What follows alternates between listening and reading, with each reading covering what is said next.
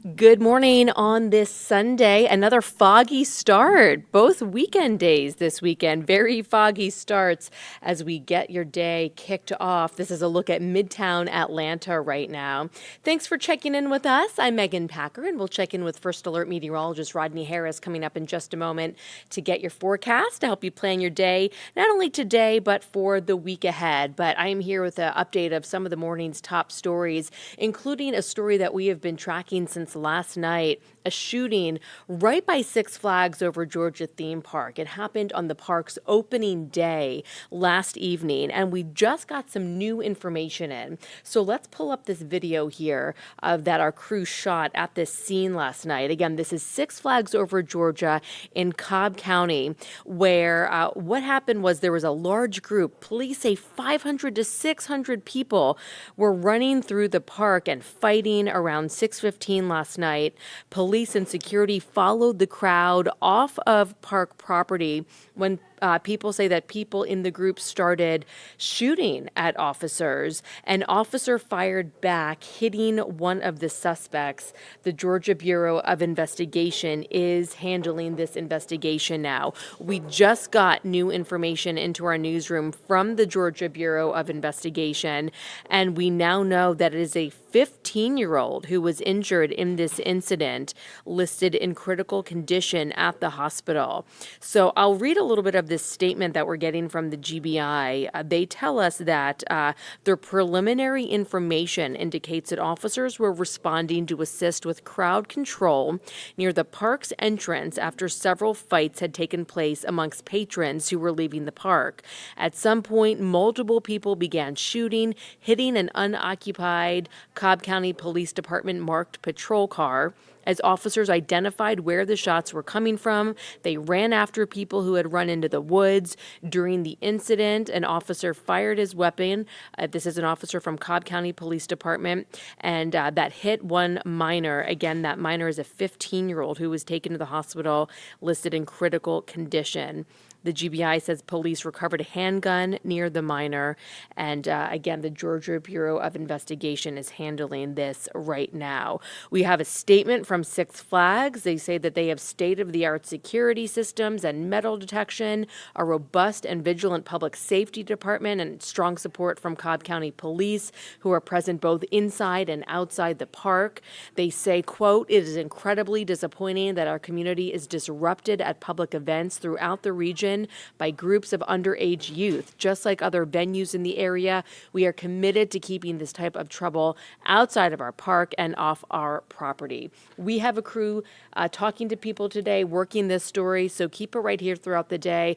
Lots of developments, no doubt, to come with this, but that is the very latest just into our newsroom there, that update we got from GBI.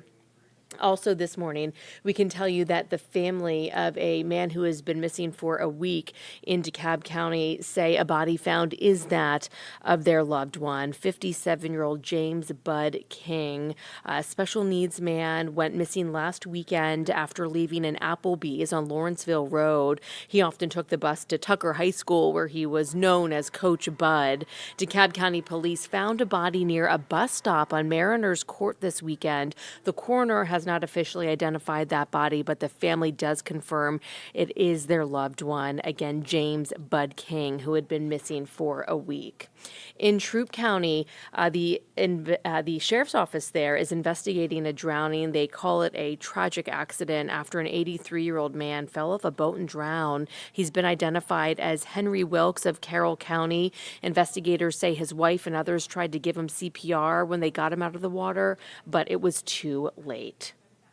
Today, Vice President Kamala Harris will be in Selma, Alabama, marking the 59th anniversary of Bloody Sunday. In 1965, demonstrators were beaten by officers as they tried to march across the bridge in support of voting rights. Vice President Harris is expected to lead a march today across the Edmund Pettus Bridge and speak about the legacy of the civil rights movement, the work being done to get justice for all, and to encourage everyone to fight for their fundamental freedoms.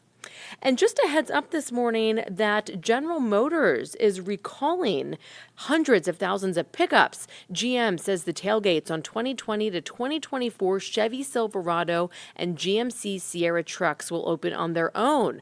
They say if water gets into the electronic latch, the latch could short circuit and cause the tailgate to open and cause whatever is inside to fly out when you are driving. So certainly something to be aware of. All right, let's take another peek outside right now because it was another foggy start to the day. It was a first alert weather day to kick off the day. I will bring in first alert meteorologist Rodney Harris now to walk us through the day and what we can expect here, Rodney. And we're looking at Midtown right now where we still see those clouds hanging low. Yes, low clouds, Megan. Thankfully, what you can see barely is that street, the connector, which means that the fog is starting to lift out. So they actually extended a dense fog advisory that was initially in effect until 9 until 10. So now the fog advisory is over. But those low clouds will stick around for the rest of the morning. So if you are going to be out and about, this is how it will look as you're headed to church this morning. But again, that fog is over for the most part in Metro Atlanta, which is certainly good news. Hey, everybody, here we go.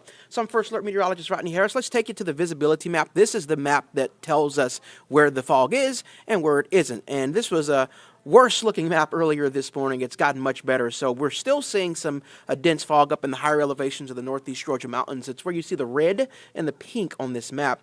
However, in Metro Atlanta, for the most part, as you can see, a lot of that red and pink has gone away. And essentially what will happen for the rest of the day is as we get a little bit more sunshine later on this afternoon, temperatures will eventually get into the upper 60s or rise into the upper 60s, and fog will certainly not be an issue. But tomorrow morning, as you step out the door for work, with so much moisture out there, some patchy fog will be possible again, especially south of I-20. Then for Monday afternoon, 73 degrees, mostly cloudy skies. On our 7-day forecast, I have 2 days highlighted for you, Tuesday and Friday. Those are both first alert weather days, both for rain. So those are the days that you'll want to be watching very carefully. It's not going to be a washout either day, but rain each day that will impact you. And each day the rain will also linger into the next morning. So Tuesday is the first alert weather day for rain. And then Wednesday, there's a 40% chance of rain. We're still trying to determine if that's going to impact your morning commute on Wednesday. So that's why Wednesday is not a first alert weather day at this point. But rain early Wednesday morning is expected. And then same for Friday going into Saturday. The focus will be on Friday, but there will be some lingering rain on Saturday as well. What I want to do here is run our rainfall totals map for the upcoming week because this is concerning me.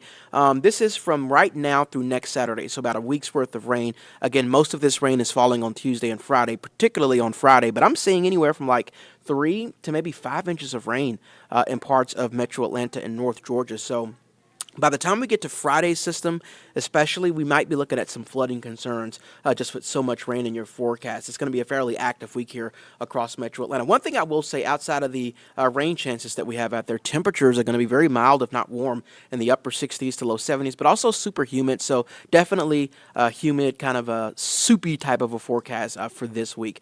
Not having to worry about any rain today and not having to worry about any rain on Monday, but again, circle Tuesday and Friday on your calendars, and we'll keep you up to date on these rain chances in the Atlanta News First and First Alert weather apps.